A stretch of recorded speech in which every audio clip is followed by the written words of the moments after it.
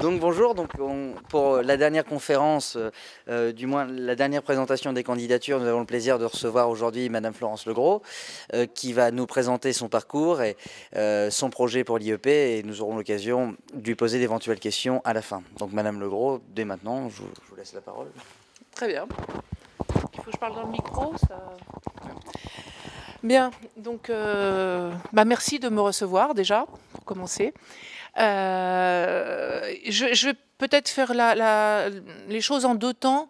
D'abord vous dire un peu qui je suis, me présenter.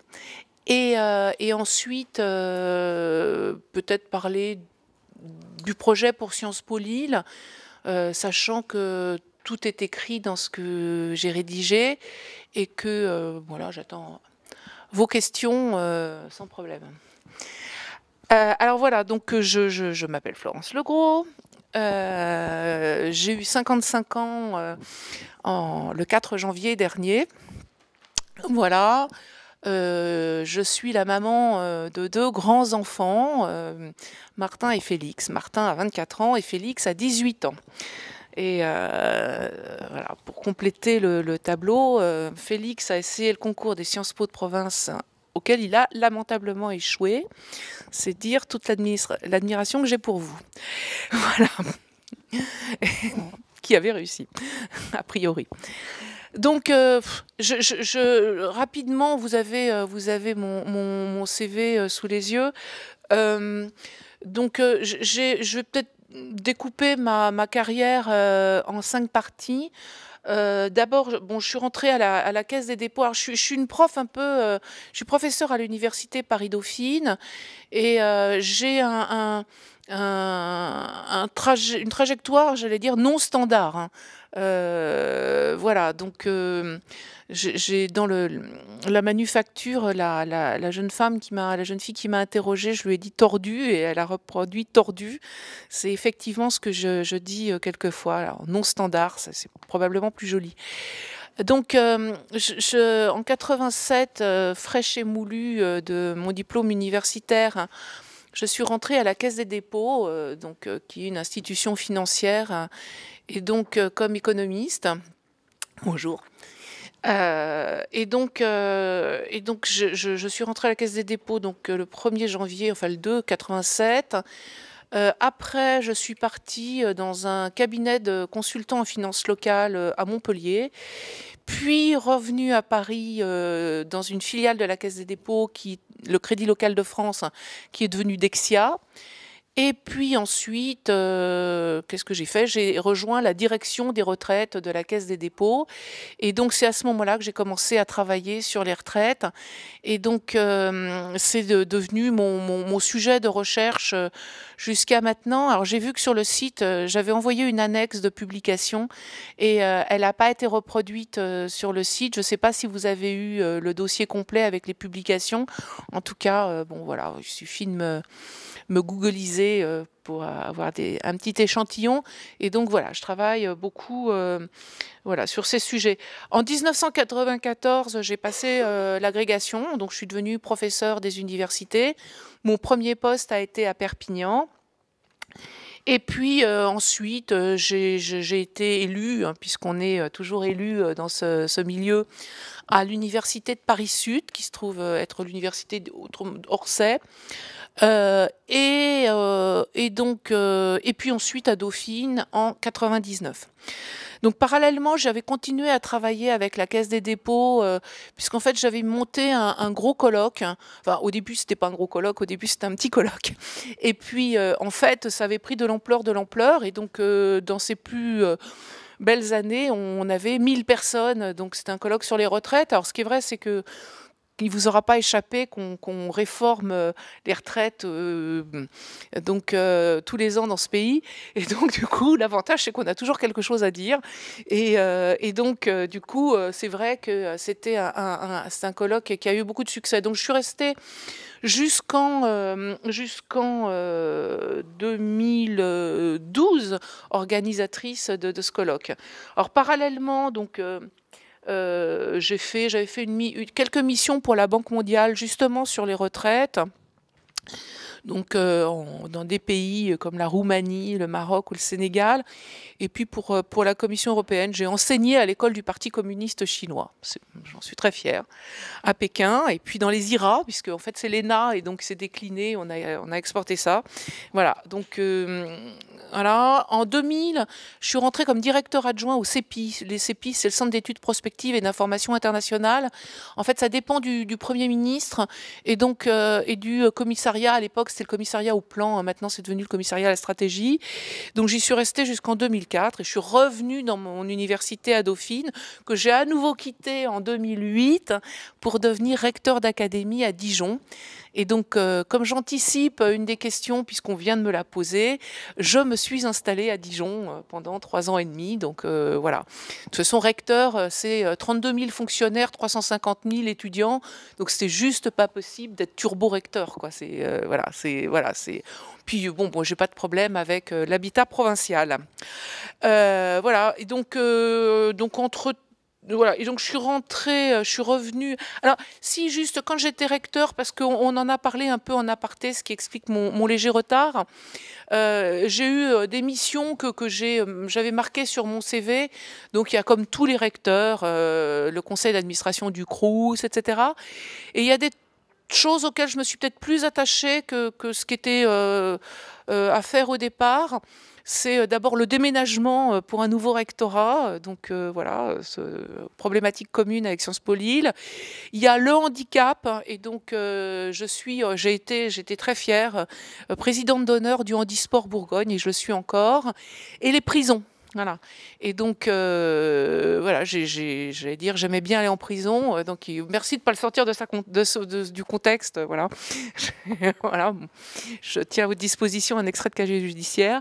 Et donc, mais c'est vrai que l'éducation en prison, enfin voilà, c'est une discussion qu'on peut avoir plus sur le fond, mais je trouve que voilà, c'est important.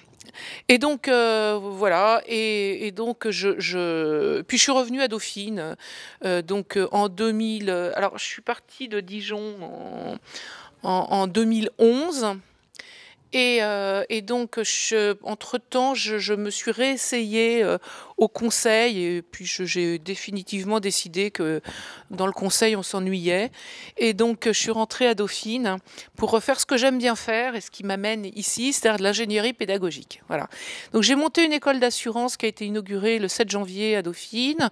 Je suis en charge d'un magistère qui est le magistère Banque Finance Assurance, où je fais avec qui je fais des expériences sur mes étudiants dont on pourra parler si ça vous intéresse. Je dirige un exécutif MBA, ça fait chic, qui s'appelle le CHEA, qui est le Centre des hautes études de l'assurance, qui est de la formation continue pour des cadres de l'assurance. Et je viens d'hériter d'un certificat sur la protection sociale. Voilà. Par ailleurs, j'essaye de publier. Donc, j'avais mis une liste de publications, mais je ne sais pas si vous l'avez eu. Enfin, voilà. Et donc, je fais mes 192 heures de cours, voire un peu plus. Hein. Donc j'ai eu cours ce matin. J'ai fait cours pendant 3 heures ce matin. Voilà. Voilà à peu près qui je suis. Bon, entre-temps, j'ai été au jury de quelques concours, dont 2 fois au jury de l'ENA et une fois celui d'agrégation de gestion. Voilà. Alors mon projet, j'ai peut-être été un tout petit peu longue sur moi-même, mais c'est aussi une manière de vous dire ce que j'aime bien faire. Quoi. Donc voilà. Et donc, alors, il y a un préalable donc qui est écrit sur mon projet et sur lequel je vais passer, mais ça me semble tellement évident enfin, il faut quand même le dire, c'est l'exemplarité et la gestion. Moi, je crois qu'il faut une gestion rigoureuse. Alors.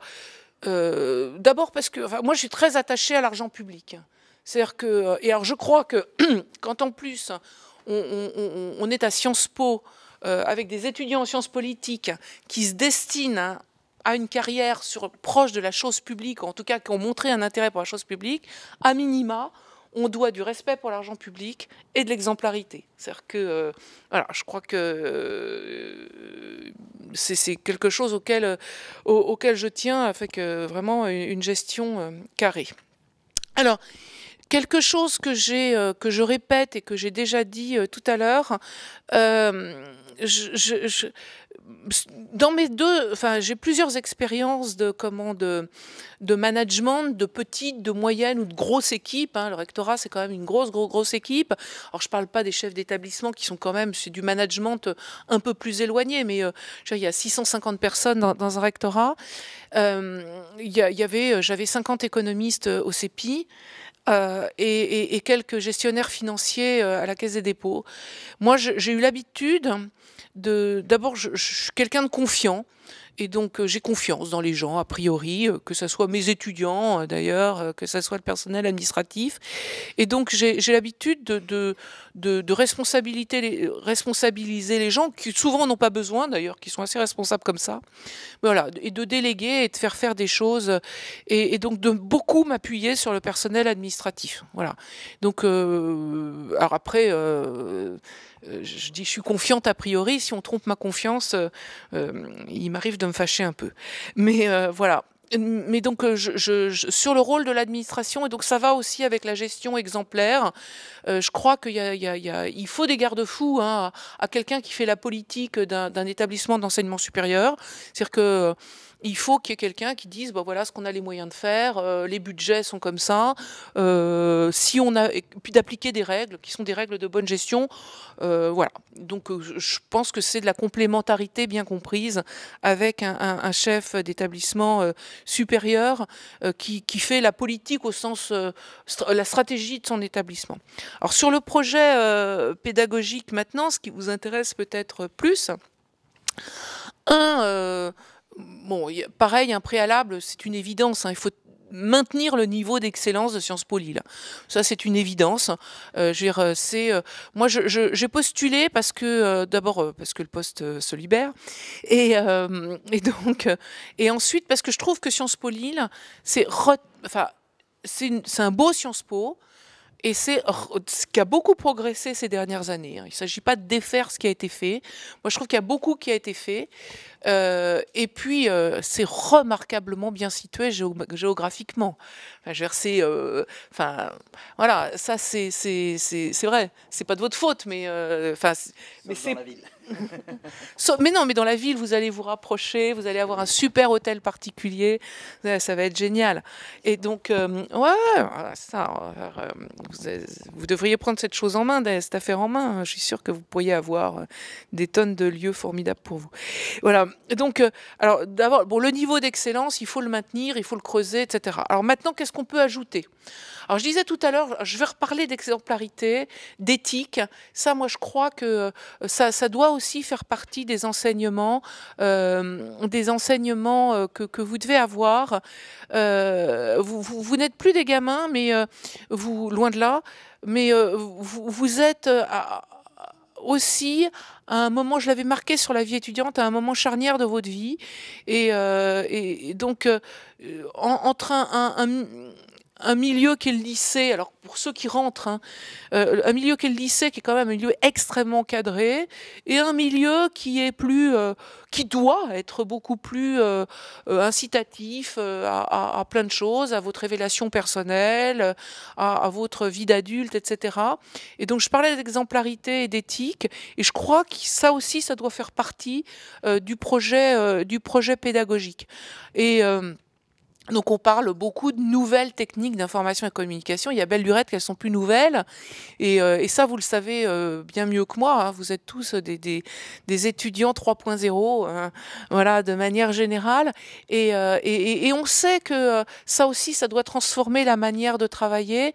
Alors après, ça dépend des secteurs, mais il y en a probablement parmi vous qui travailleront soit dans le secteur bancaire, le secteur financier, les assurances par exemple, et le fait que tout le monde soit connecté aujourd'hui, c'est une désintermédiation totale. C'est-à-dire que en fait, et donc du coup, et à la fois, on a des entreprises aujourd'hui qui sont aussi des grands collecteurs d'informations. Et je crois que on peut pas laisser cette révolution numérique passer comme ça dans les établissements d'enseignement supérieur. Je pense que, alors la question, c'est pas de savoir si vous devez avoir des tablettes ou je sais pas quoi, ou des Mac ou des trucs. La question, c'est que il faut aussi être sensibilisé à ce que ça implique sur la vie professionnelle. professionnel et ce que ça implique pour des citoyens. Alors je fais le lien avec ça sur l'esprit de responsabilité. Moi, c'est quelque chose auquel je tiens beaucoup, c'est de responsabiliser les étudiants, de leur apprendre, vous allez devenir des cadres supérieurs. Moi, je vous souhaite tout le bonheur du monde et je crois que le bonheur d'un cadre, c'est de savoir prendre des décisions et de savoir prendre ses responsabilités, parce que c'est aussi ce que vous apporterez à l'institution dans laquelle vous travaillerez, quelle qu'elle soit, que ça soit une administration, un syndicat, que ça soit une entreprise. Et donc, on n'est pas heureux si on n'a pas le sentiment d'apporter quelque chose à l'entreprise. Et donc ça, c'est peut-être ma double casquette, hein, d'avoir travaillé à la fois dans des administrations, dans le privé et dans le public, qui me l'a enseigné. Et donc, je pense que l'esprit de responsabilité, il faut aussi s'y éveiller. Alors, tout à l'heure, je parlais de ça avec les gens du personnel administratif, et il y a un monsieur dont j'ai oublié le nom, et donc, et qui disait, mais comment vous faites pour les soft skills? Vous rémunérez les étudiants pour les soft skills, etc. Je dis, bon, je les rémunère pas. En fait, je les responsabilise. Et bêtement, je lui dis, je les force un peu. Oh, donc, que les choses soient claires. Je vais prendre 2 exemples. Hein. Mes étudiants, je les responsabilise pas avec le flingue sur la tempe. Mais par exemple, voilà, là, je les emmène à Singapour. Ils s'en tirent pas mal. Hein. Début mars. Et donc, je les emmène une semaine à Singapour. Et donc, voilà. Donc, j'ai versé des sous à l'association des étudiants. Je paye les billets d'avion avec ma taxe d'apprentissage. Et donc, et puis, je leur dis, vous débrouillez. Alors, je vais venir quand même parce que, voilà, il faut qu'il y ait quelqu'un. Vous débrouillez, vous me prenez rendez-vous avec des entreprises. Voilà. Alors, alors, ils m'ont regardé comme ça au début, ils m'ont fait, mais on connaît personne. Je dis, bah non, bah oui, évidemment, sinon on serait resté à la Défense, les gars. Hein. Donc on va à Singapour. Donc voilà, ils ont pris. Bah finalement, ils se débrouillent bien. Alors ce matin, ils ont quand même fait une grosse découverte, c'est qu'il fallait aller de l'aéroport à l'hôtel. Et donc voilà, bon, ils se débrouillent et c'est de la responsabilisation, je veux dire gratuite, quoi. Je vais pas les noter pour ça. Mais je pense que, bon, encore une fois, ils s'en tirent pas mal, ils sont plutôt contents. Voilà, et je leur lâche un peu la bride. Bon, je leur ai recruté aussi un metteur en scène pour qu'il fasse du théâtre. Et donc, ça, c'est pour l'esprit un peu de communauté, etc. Alors après, on ne fait pas pareil avec 150 étudiants qu'avec 1500 étudiants. Hein. Ça, c'est, voilà. Mais voilà, donc, ce que j'appelle les soft skills, etc., la responsabilisation, etc., c'est basé sur, voilà, on peut faire, il me semble qu'on peut faire des choses plutôt marrantes, voilà, qui ouvrent à l'esprit de responsabilité. Après, il y a des gens qui sont plus ou moins perméables à ça, hein, donc voilà, tant pis. Alors, sur l'international, là encore, il y a pas mal de choses qui ont été faites. Moi, je crois beaucoup au double diplôme. J'en ai conclu un certain nombre là avec les étudiants du magistère. Donc avec des parcours de dernière année, double diplôme. Donc j'en ai par exemple un avec l'université de Berkeley en Californie. Et donc voilà. Quand on a des bons étudiants, ils sont pas difficiles à vendre. Hein. Donc voilà, donc on doit pouvoir faire des trucs avec des universités étrangères. Alors c'est pas que je veux vous envoyer absolument à l'étranger, hein, chacun son truc, mais je crois aussi que ça va être une tendance importante et qu'une des manières de sortir par le haut de cette affaire-là, quand on est un établissement d'enseignement supérieur français, c'est précisément le double diplôme. C'est-à-dire que moi, ma crainte, c'est que les étudiants s'en aillent et me disent bon, je vais à Berkeley et puis Sciences Po, je m'en fiche. Et donc le double diplôme, c'est sympa parce que quand l'étudiant en question sera devenu chef, patron de Microsoft, il pourra dire j'ai fait Berkeley et Sciences Po Lille.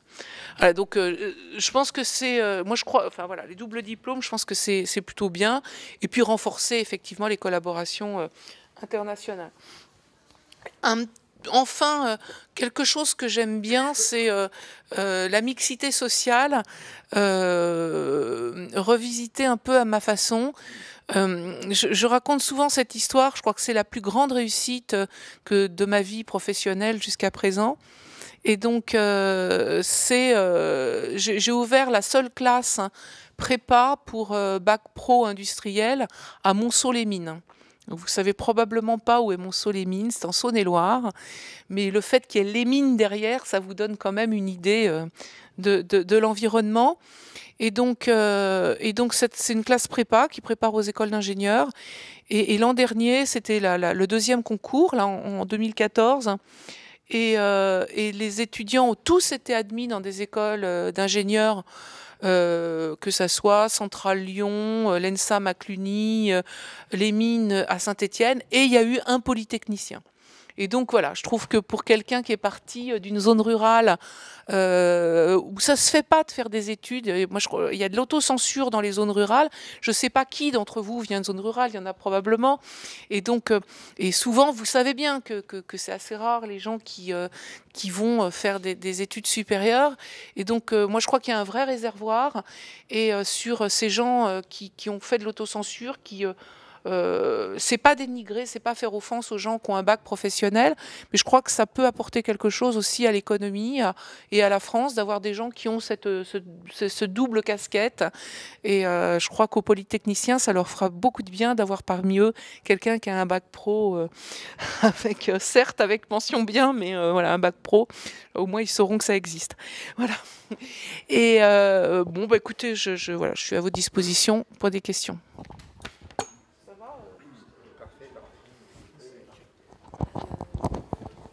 Peut-être que vous pouvez commencer. Prenez le micro. Pardon, excusez-moi. Donc la première question ça porte effectivement sur le dernier point que vous avez cité, l'international. Est-ce que au-delà aussi du diplôme, de la possibilité de double diplôme, vous voyez pas des moyens de rayonnement à travers des associations ou également d'entretenir justement notre année à l'étranger qui est obligatoire en 3e année, de savoir élargir le panel de choix qui est fait, et aussi du coup pour élargir ce panel peut-être revoir l'offre que fait Sciences Po Lille pour les étudiants étrangers aussi. Oui. Attirer des étrangers comme se mettre à l'étranger. Un des problèmes, c'est une vraie question, et c'est une question qui est même bizarrement assez technique. Et c'est la raison pour laquelle je regarde les échanges, ça va être assez paradoxal, avec beaucoup de méfiance. Parce qu'en fait, attirer des étrangers à Sciences Po Lille, ça veut dire plusieurs choses. La première chose, c'est qu'il faut faire des cours en anglais. Et donc, ça peut être compliqué de trouver des profs, oui, sauf que le problème, c'est qu'il faut adapter le programme. C'est que, non, mais c'est pas, voilà, mais ça veut dire que il faut que si on a une idée de je sais pas quoi, je sais pas, si on prend une université, si on prend des étudiants qui viennent faire Sciences Po Lille, il faut aussi leur apporter quelque chose. Donc ça veut dire qu'il faut éventuellement changer la maquette, et c'est dans ce sens-là que c'est compliqué, ça peut être compliqué de modifier une maquette avec la contrainte de la langue. Deuxième point, alors là, c'est aussi à creuser, c'est que les universités étrangères, alors là je me suis un peu promenée ces temps-ci, sont très preneuses de stages en Europe. Le problème, c'est que proposer un stage à un étudiant qui vient de Chicago ou de Boston, ça veut dire qu'il faut lui proposer un stage en anglais. Alors, le réservoir, il existe. Là aussi, il faut creuser. Mais ça, c'est un peu de travail, quoi. C'est-à-dire que, voilà, une fois qu'on en aura casé 3-4 à l'OCDE, donc, voilà, il faut... après, on ira chez Price, après tout le mal que je vous ai dit des cabinets de conseil. Voilà. Donc, c'est un vrai... Mine de rien, c'est un vrai sujet. Troisième sujet, il y a celui du calendrier. Ça veut dire qu'il faut se bloquer sur les calendriers des universités étrangères. Or, les universités, c'est pas grave. Les universités étrangères, en fait, souvent, non, je le ramasserai, vous inquiétez pas.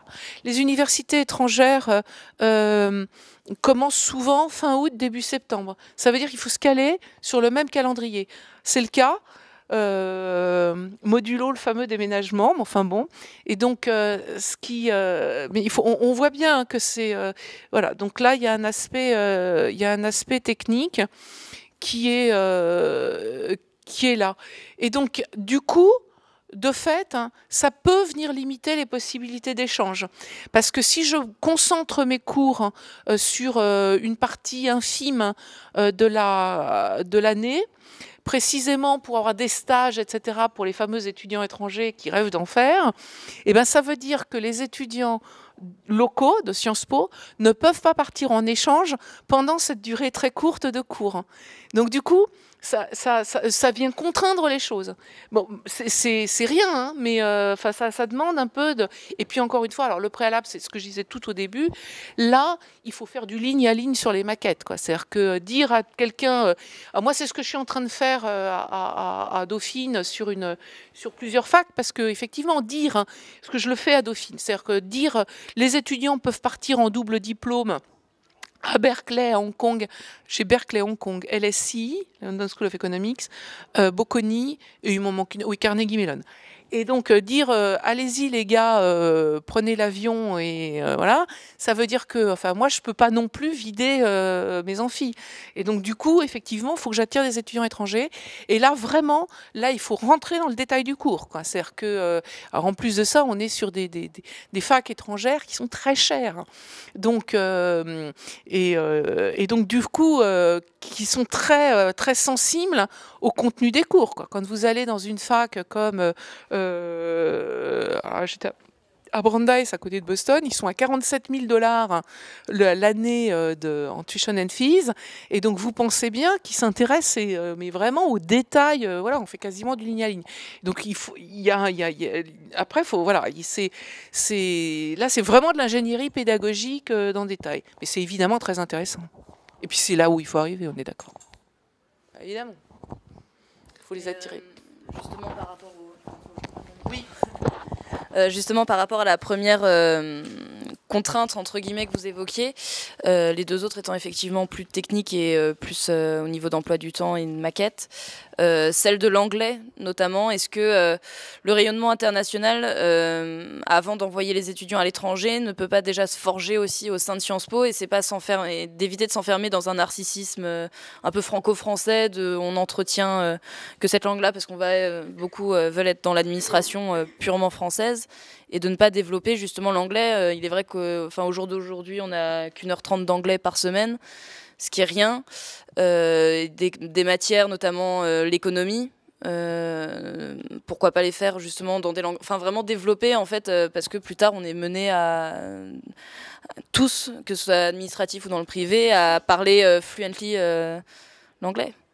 En rajoutant, et même pour prolonger un petit peu la question, est-ce que vous pourriez un petit peu nous préciser, parce que vous parlez du projet pédagogique, vous parlez de mettre plus de cours en anglais, des idées et des propositions que vous auriez pour réfléchir à un nouveau projet pédagogique, ou un projet pédagogique qui correspond à pour attirer des étudiants étrangers, mais également pour ce que, à vos yeux, doit être Sciences Po Lille et comment doit être formé un étudiant de sciences politiques dans les années à venir. C'est-à-dire, ouais, avant d'être envoyé à l'étranger, d'avoir déjà une base... Alors, je vous signale que c'est vous qui aviez posé la question de l'international. Voilà. Non, mais ce que j'ai dit, c'est d'abord, effectivement, le premier point, c'est de ne pas revenir sur l'excellence. Et donc, alors, là, vraiment, moi, je crois que Sciences Po Lille a beaucoup de force. Donc, c'est-à-dire que vraiment, les choses ont beaucoup évolué ces dernières années, me semble-t-il, avec le concours Shanghai, etc., etc. On est encore sur l'international. Mais là, dans ce sens-là. Après, moi, je vous ai dit, enfin, par exemple, tout ce qui est développement de ce que j'appelais les soft skills, la responsabilisation, etc. Moi, je pense que c'est indispensable. Et ça, alors sur les modalités précises, aucune idée. Avant d'avoir... Enfin, moi, je crois à la période d'observation. Alors, ce que je dis, c'est pas pour rien faire pendant 6 mois, si j'arrive ici, c'est que les étudiants, ils sont tous différents. Et heureusement, quoi. Heureusement que vous n'êtes pas tous pareils. Donc, je ne sais plus qui me parlait de l'esprit Sciences Po. Voilà, ça existe. Il y a un esprit Dauphine. Hein. Moi, je me suis retrouvée à Dauphine. Vous imaginez bien qu'entre Perpignan et Dauphine, entre Dijon et Dauphine, c'est pas exactement le même. Voilà. Même si à Dijon, j'enseignais pas. Et donc je crois qu'il faut voir quels sont les étudiants qu'on a en face de soi, comment ils sont, comment ils pensent, comment ils se comportent. Et puis là, après, on peut faire des choses concrètes. Je vais prendre un exemple. Alors, sur le magistère Banque Finance Assurance de Dauphine, ce sont censés être les meilleurs étudiants de Dauphine. Alors déjà que les étudiants de Dauphine... Vous mettez pas ça en ligne. Déjà que les étudiants de Dauphine sont un peu arrogants. Voilà. Donc, les miens, ils sont quelquefois très arrogants. Et donc, du coup, alors, et puis surtout, je me suis aperçue que c'était très curieux parce que ils ont ce mélange de voilà, et à la fois ça peut être des boutonneux qui se roulent en boule de temps en temps. Et ils sont, enfin voilà. Et donc ça, je leur ai déjà dit que c'était des boutonneux qui se roulent en boule. Et donc, du coup. Au bout d'un moment, je me suis posé la question, je me suis dit, il faut qu'ils sortent de leur coquille, mais à la fois, il faut aussi quelqu'un qui leur apprenne ce que c'est qu'une communauté, et donc de travailler vraiment ensemble. Et puis donc, du coup, j'ai eu l'idée du théâtre. Donc, il se trouve que j'ai un ami qui est metteur en scène et qu'on en a discuté. Et je lui dis, qu'est-ce que t'en penses? Et donc, c'est lui qui m'a dit, ça me plaît bien ton idée et on va voir ce que ça donne. Et du coup, on a fait un truc à l'essai. Et en fait, il s'est avéré que c'était bien parce que contrairement à ce qu'on pensait les étudiants au départ, ça leur apprend pas seulement à parler en public, ça leur apprend l'humilité. Et l'humilité, c'est, on n'a pas nos 3 minutes chacun de parole sur la scène du théâtre, parce que s'ils ont 3 minutes chacun, vu le nombre qu'ils sont, le spectacle va durer 8 heures. Hein, et c'est juste pas possible. Et donc voilà, ils apprennent ça. Donc voilà, c'est un exemple. C'est pour ça que je dis qu'il faut d'abord, il faut répondre aux besoins des étudiants. Je reprends sur les relations internationales parce que c'est un sujet qu'on nous pose régulièrement, c'est l'histoire de mutualisation de services avec l'université. Moi, je crois que je suis assez rigoureuse budgétairement, je suis pour mutualiser des fonctions support quand c'est possible, mais les relations internationales, par définition, c'est pas possible jusqu'au bout. Si, la personne qui répond au téléphone, ça on peut la partager avec qui vous voulez, mais aller dans une université anglo-saxonne ou n'importe quoi pour organiser pas des échanges aux champs non diplômants, mais envoyer des étudiants, faire venir des étudiants, etc., c'est pas possible. Je peux pas, on peut pas, les étudiants sont différents, je peux pas faire la promotion et organiser quelque chose, encore une fois, il faut faire de l'ingénierie pédagogique sur des étudiants qui ont fait Sciences Po Lille, et puis dire, au fait, vous serez pas intéressé par des kinés. Enfin, voilà. Donc, moi, je crois que heureusement, enfin, c'est ça qui est intéressant, c'est s'intéresser à la spécificité. Enfin, c'est intéressant, c'est là que travailler sur l'humain, c'est intéressant. On n'est pas, voilà. Sinon, il faut aller, je sais pas, faire de la carrosserie automobile. Et donc, voilà. Donc, voilà, je ne sais pas vraiment répondre à votre question.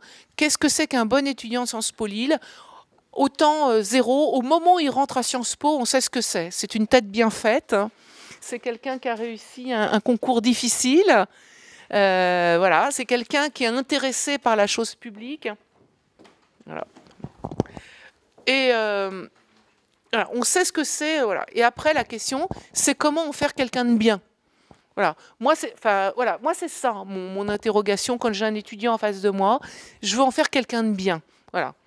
Et après, il peut y avoir des dérives personnelles. Puis il y a des gens que ça n'intéresse pas de devenir quelqu'un de bien, mais ceux-là, moi, j'évite de les recruter généralement. Voilà. Une question, merci. Un peu moins internationale pour le coup. Non, quelqu'un de bien, c'est pas international. Non, mais c'est une généralité. Je parlais du déclenchement de la question.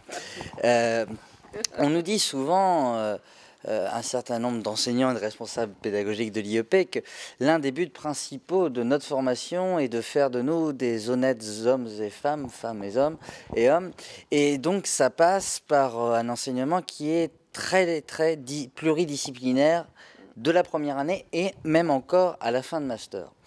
Donc avec les inconvénients que cela parfois peut représenter, je pense particulièrement en carrière juridique, en termes de technicité et de spécialisation du master. Quelle serait, vous, votre vision d'organisation de la maquette dans les 2 cycles, sur l'objectif, la pluridisciplinarité et l'acquisition de connaissances techniques? Ouais, alors moi, quand je refais une maquette, généralement, il y a un schéma que j'affectionne assez, c'est de faire de la boîte à outils pendant les premières années. Donc faire de la techno, y compris, enfin c'est ce qui peut être pluridisciplinaire, hein, voilà, du droit, de l'économie, etc. Et d'aller vers une spécialisation à la fois disciplinaire, mais à la fois de faire des choses un peu différentes, avec peut-être plus d'intervention de personnalités extérieures, de professionnels, etc. Voilà, donc de fonctionner un peu en pyramide, hein, donc de faire des choses plus pointues dans les dernières années. Je pense que c'est plutôt vers ce genre de choses qu'on va de manière générale. Très clairement, enfin, la pluridisciplinarité, moi je pense que c'est important parce qu'il faut, enfin, voilà, faut apprendre des choses, et puis par essence, Sciences Po, c'est ça. Et devenir un honnête homme au sens des philosophes, etc., c'est important, donc de savoir un peu de tout. Mais il se trouve quand même que on est dans un monde où la spécialisation devient importante, sans compter que vous voulez probablement pas tous faire une carrière dans la chose publique. Donc entre ceux qui veulent passer le concours de l'ENA par exemple, ou des IRA, ou ce que vous voulez, et ceux qui veulent effectivement plutôt faire du droit, il y en a probablement parmi vous qui ont envie d'être avocat, voilà, et donc ou des gens qui veulent faire plus d'économie, enfin au sens sciences économiques.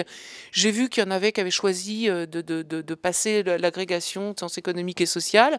Voilà, donc là je pense qu'il y a moyen probablement de flécher un peu les dernières années.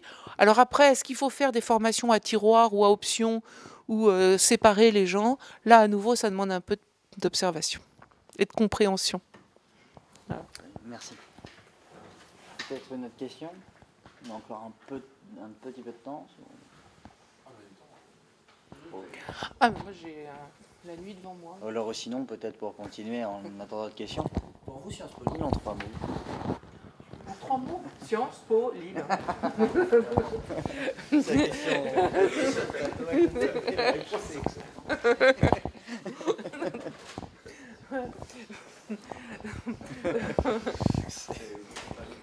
Monsieur Bourdin, dans la matinale. Oh, merci. Je vous en prie. Oui, non, mais je vais peut-être rebondir, parce que je pense que c'est le sens de la question. Et ça va aussi avec peut-être la raison de votre candidature. Pourquoi Sciences Po Lille? Et qu'est-ce qu'est Sciences Po Lille aujourd'hui à vos yeux, et qu'est-ce que ça doit être dans 5 ans? Puisque si vous êtes élue directrice ce samedi, que vous êtes donc un mandat pour 5 ans, comment est-ce que vous voyez Sciences Po Lille en France, en Europe et dans le monde dans les 5 ans? Meilleur. J'ajouterais juste à ça, quelle grande rupture justement par rapport à... Alors, sur rupture, je sais pas. Enfin, moi j'ai l'impression que alors, vous savez, quand on postule quelque part, hein, donc déjà, en fait, il y a 2 choses. D'abord, on essaye de se documenter. Alors voilà. Donc moi j'ai interviewé un collègue qui a été prof associé ici pendant 9 ans. Puis j'ai lu la presse. Et donc voilà. Alors donc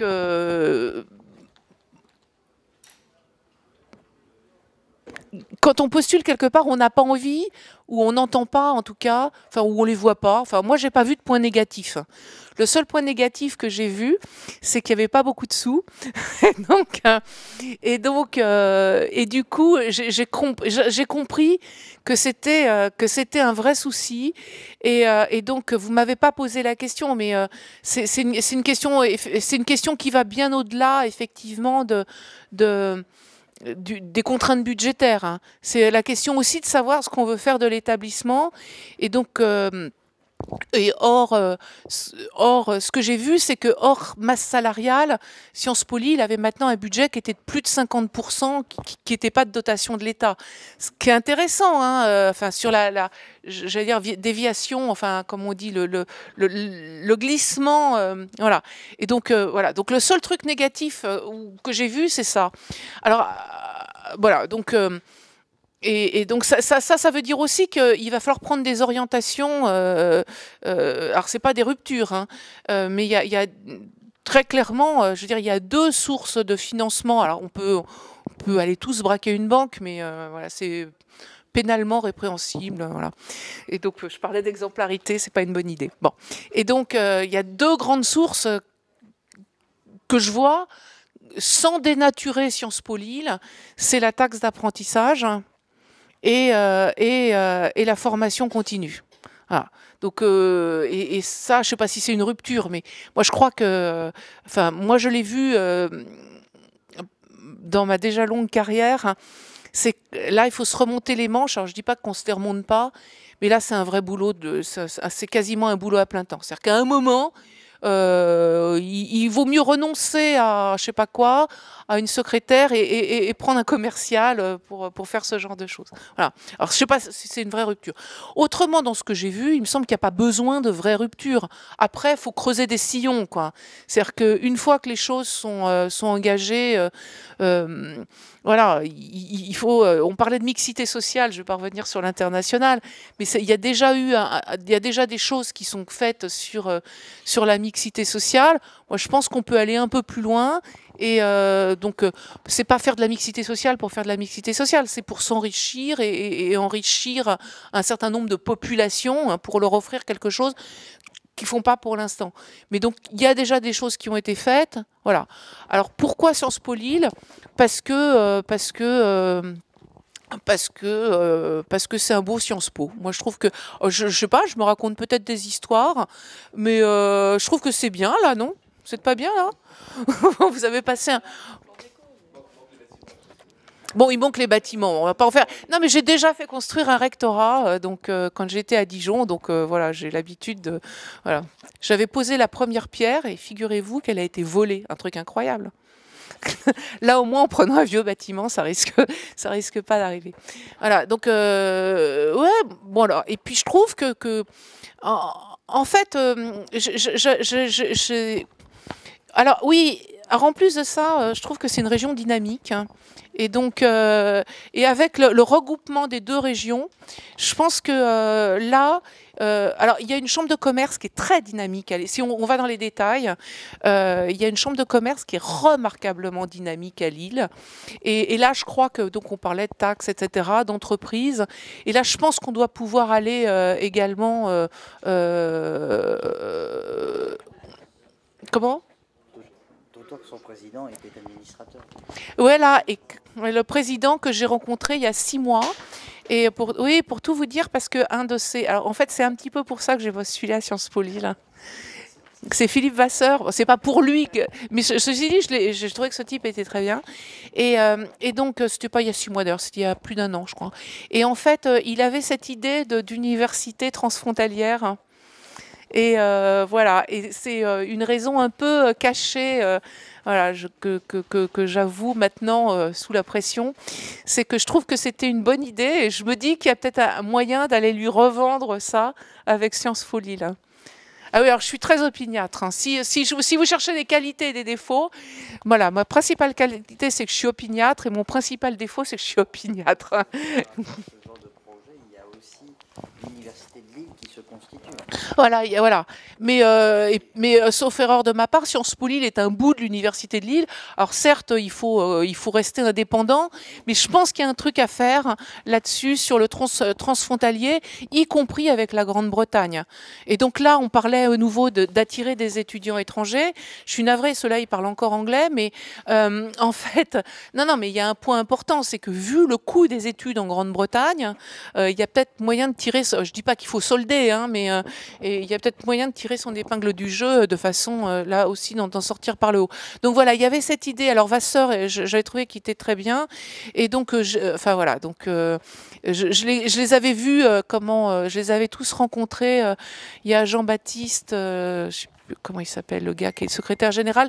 J'avais trouvé qu'ils étaient super dynamiques. Et Jean-Louis Guérin, qui est le directeur général du Grand Lille. Et voilà, et que du coup, il y avait quelque chose à faire donc dans une région qui est dynamique. Ce que j'ai appris quand j'étais à Dijon, et c'est que je racontais tout à l'heure cette histoire à Montceau-les-Mines, et donc j'ai quand même réussi au passage à extirper 3,2 millions à la région quand j'ai fait cette classe prépa, parce que l'idée c'était que mes étudiants de zone rurale, comme c'était la seule classe prépa en France, ils allaient venir de loin et qu'il faudrait les coucher. Et donc j'avais réussi à extirper 3,2 millions à la région et 300 000 euros à Arnaud Montebourg. J'étais assez contente de moi. Et donc, ouais, c'est pas pareil, mais il voulait rien mettre au début. Donc, bah pour ça, il l'était, voilà. Et donc du coup, et voilà, et je peux tout vous dire d'ailleurs, bref, du conseil général de l'époque où il y avait Monsieur Thévenoud. Et oui. Et donc, et du coup, voilà. Et ce que je veux dire, c'est qu'on construit rien. Enfin, j'ai appris ça aussi. C'est que enfin, si on peut construire des choses sans les collectivités territoriales, mais c'est très important d'avoir des collectivités territoriales qui sont partie prenante. Et donc, et c'est pas uniquement une histoire d'argent, quoi. C'est une histoire de dynamique, etc., etc. Et voilà. Donc, et ça, enfin, les collectivités territoriales, enfin, mon expérience, donc, au Crédit Local, puis après, à Dijon, etc. C'est vraiment des partenaires importants et je les trouve bien mieux en région qu'à Paris. Voilà. Ça, c'est l'autre raison pour laquelle Sciences Po Lille, c'est que, en fait, c'est à Paris, tout le monde s'en fiche, quoi. Je veux dire, le recteur, il a 15 universités, 30 000 Sciences Po, 28 000 écoles de commerce. Hein. Alors, il y en a de 5e zone. Hein. Alors que ici, en région, en fait, c'est plus rare. Et en plus de ça, enfin, moi, je serais maire de Lille, j'y tiendrais à mon Sciences Po Lille. Non, mais, oui, non, mais comme à la prunelle de mes... Non, mais moi, j'y ferai attention comme à la prunelle de mes yeux. Parce que c'est quand même le truc important, quand même. Enfin, c'est pas rien d'avoir un Sciences Po dans sa ville, non? On est d'accord. Je veux dire... Voilà, donc voilà, vous savez pourquoi Sciences Po Lille. Et après, voilà, et les autres, ou bien ils sont mauvais, ou bien ils n'étaient pas libres. Petite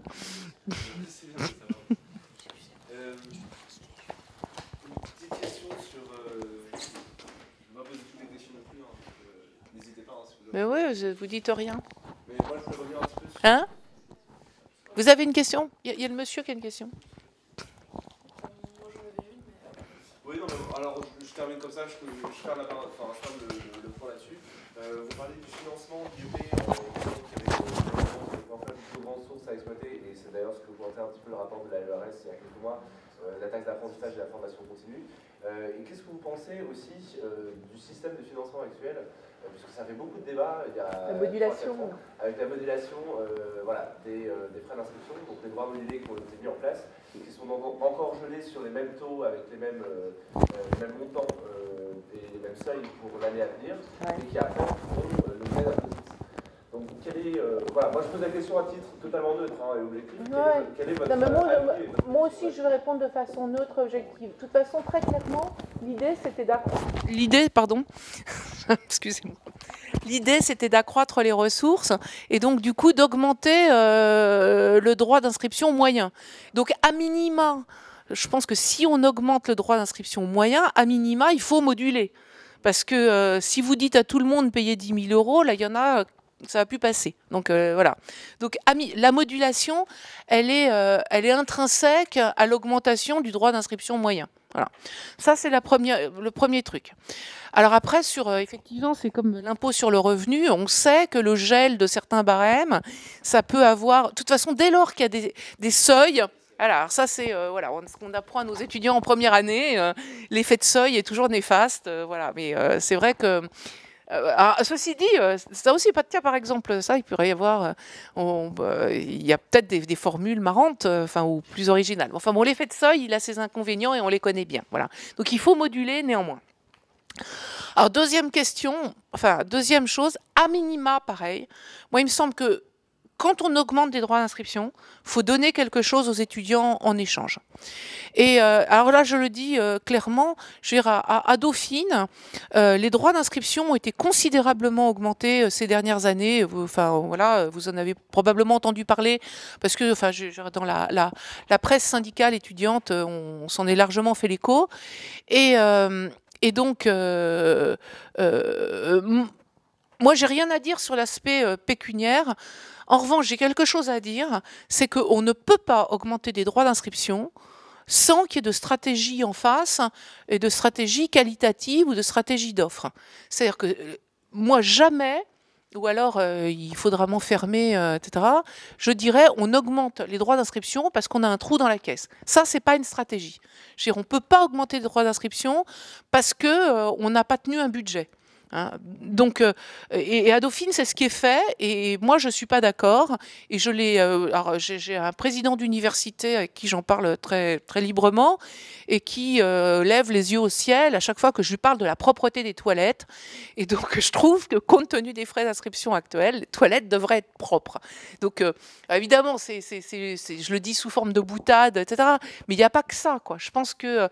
non, mais il y a un service en face, quoi. Quand on commence à payer 5 000 € de droits d'inscription par an, 5 000, c'est pas zéro, quoi.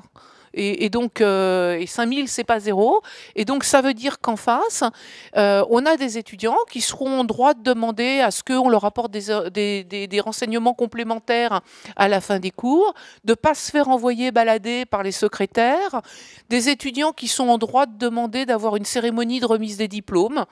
Je veux dire, je ne sais pas comment ça se passe à Sciences Po, mais à l'université, traditionnellement, on vous dit, vous pouvez venir chercher vos relevés de notes en B814 terre, hein, entre 8h35 et 8h40. Je veux dire, voilà, à 165 €, 175 € par an de droits d'inscription, pourquoi pas. À 5 000, non. C'est des détails, mais je pense que voilà, le service doit aller un petit peu avec. Et donc, voilà, je le dis le plus neutre possible, hein, donc voilà, il y a un rapport qualité-prix à maintenir. Et donc c'est la raison d'ailleurs pour laquelle j'évitais soigneusement. Alors il y a un autre débat, c'est étudiants français, étudiants étrangers, et qui est un autre débat qui est compliqué. Hein. Et là, moi, j'ai rien d'intelligent à dire là-dessus, quoi. C'est-à-dire que voilà. Bon, de toute façon, si j'ai bien compris, ça a été rejeté par le CA, donc l'affaire est claire, c'est réglé. À Dauphine aussi, ça a été rejeté par le CA. Il y a beaucoup d'endroits où... bon, voilà. Mais vraiment, la stratégie qui consiste à faire payer uniquement les étudiants, moi, je trouve ça plus que limite. Dans la veine de cette réflexion sur les services à apporter aux étudiants, comment est-ce que vous envisagez la relation administration-étudiant et le rôle que doit avoir l'administration vis-à-vis des étudiants et plus particulièrement votre rôle vis-à-vis des étudiants? Mon rôle vis-à-vis des étudiants?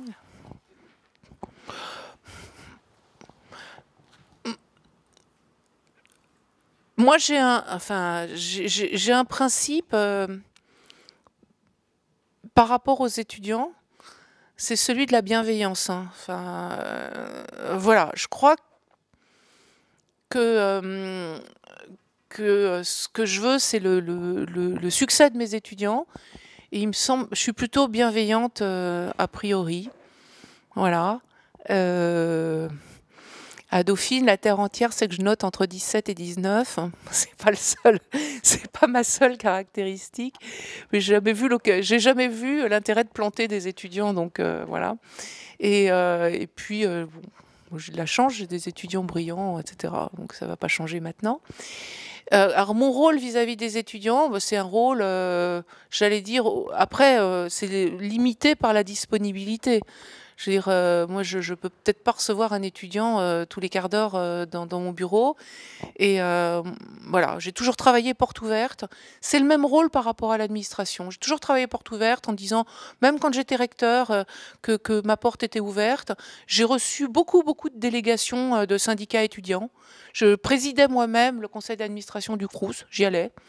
Voilà, j'aime bien le dialogue social. Ça, c'est, oui, j'ai siégé au conseil d'orientation des retraites. Et donc, voilà, j'aime bien le dialogue social. Et d'ailleurs, quand je suis partie de Dijon, en fait, d'abord, j'avais, enfin, voilà, pendant 3 ans, 3 ans et demi où je suis restée à Dijon, il n'y a eu aucun mouvement, enfin, il n'y a pas eu de problèmes sociaux à Dijon parce que voilà, je discutais, je recevais les syndicalistes et je discutais avec eux et je les écoutais beaucoup. Donc je crois que voilà.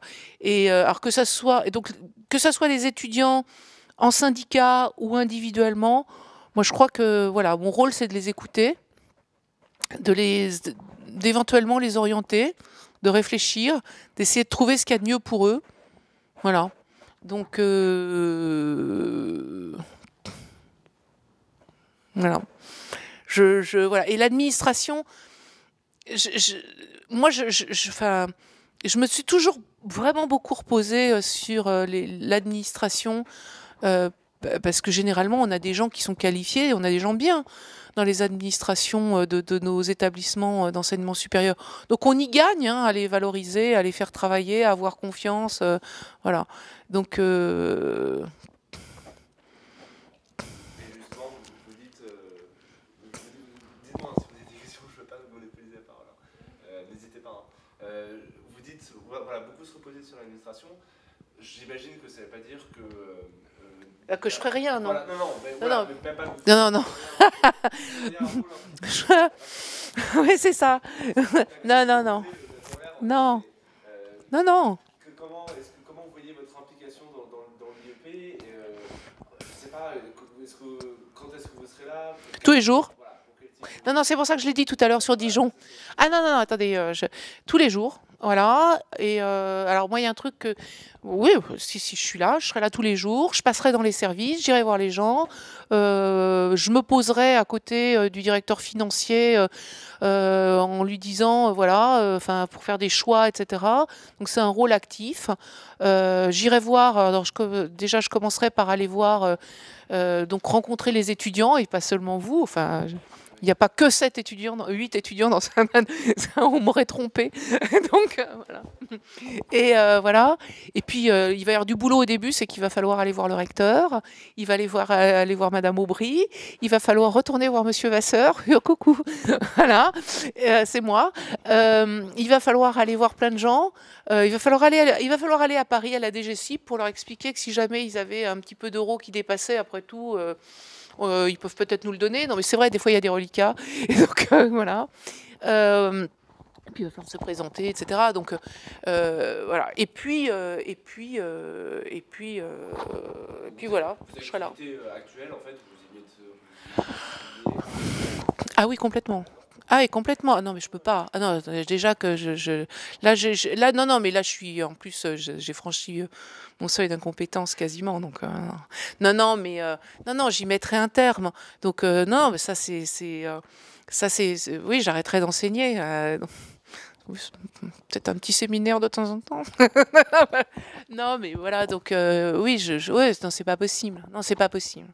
C'est pas possible. Surtout, alors, ce que j'ai... Ouais. En revanche, je continuerai peut-être à publier, mais ça, c'est pas... Je peux le faire d'ici.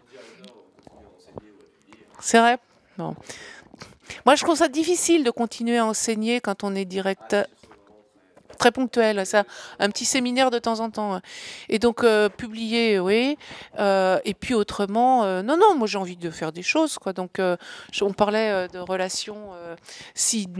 Voilà, si il faut, je sais pas. D'abord, j'irai peut-être voir. Vous savez, les prépas à Sciences Po en rare, par exemple, leur faire une petite visite pour qu'ils arrêtent de penser qu'à Sciences Po Paris.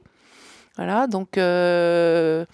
Voilà, j'en ai moi-même créé une, donc voilà, en Bourgogne, et donc Et donc voilà, aller voir des petits camarades à l'étranger pour leur dire tout le bien que je pense de vous. Puis il va falloir se réfléchir à la maquette, etc. Voilà. Et puis à la vie étudiante aussi. J'irai voir ce que vous faites de vos soirées. D'une manière générale, il y a deux grands volets en fait. Le cadre de vie étudiant et Voilà. la vie étudiante dans les locaux. Et puis après aussi tout ce qui est politique associative. Ouais. Qu'est-ce que vous pensez de ces deux grands piliers qui intéressent quand même aussi, nous intéressent beaucoup, si ce n'est prioritairement peut-être, je sais pas. Ah oui, vous n'êtes pas là que pour étudier? Ah si. Non, mais moi je trouve ça important, la vie étudiante. Je l'ai dit aussi dans mon projet. Ce que je vous disais tout à l'heure, c'est que parce que c'est aussi des périodes charnières de la vie quand on passe du lycée aux études supérieures. Et donc c'est important qu'il y ait un certain épanouissement et puis d'en profiter justement pour faire de vous des gens bien. Donc les soft skills, la responsabilisation, etc. Moi, je leur fais faire plein de trucs, hein, mes associations étudiantes. Je vous dis, je leur file des sous et ils m'emmènent à Singapour. Donc, voilà. Et on organise des conférences. Voilà. La dernière, c'était « Les femmes sont-elles des financiers comme les autres ?» Et donc, vous avez vu l'affiche? Non, ça ne veut pas regarder. Voilà. Et donc, voilà. Donc non, mais si ça, bon, ceci dit, vous savez ce que disent les pédopsychiatres, on s'occupe toujours pas assez d'un enfant avant 6 ans et toujours trop après 6 ans. Donc dans la mesure où vous avez très largement dépassé les 6 ans, il ne faut pas être trop intrusif non plus. Vous lâchez. Bonsoir, bonjour, au revoir. Bonjour.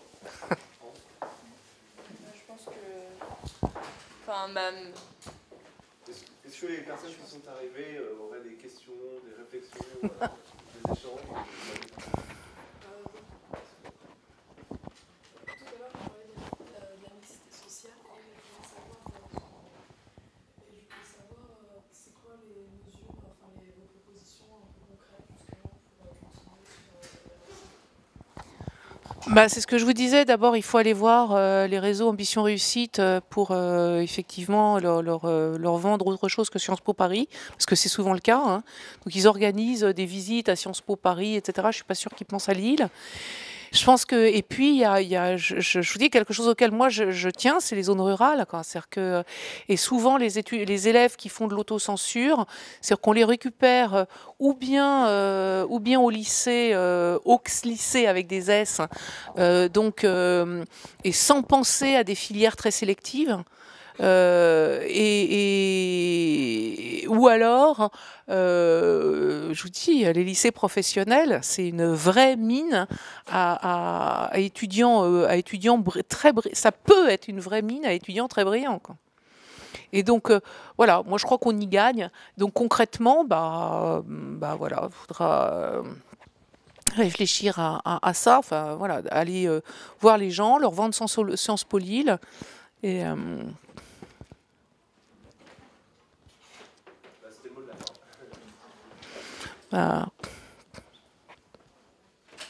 On va peut-être. Ça a d'autres questions à poser ou d'autres choses à ajouter? Je crois qu'il y a un amphi qui va démarrer. Bonjour. Donc on va terminer. Merci. Merci merci à vous. Si, je peux poser une question, moi. Pourquoi vous vous promenez tous avec des poireaux? c'est les jardins du lycée, c'est une AMAP. Ah, c'est génial ça. Voilà pourquoi j'ai pas. Voilà un argument supplémentaire.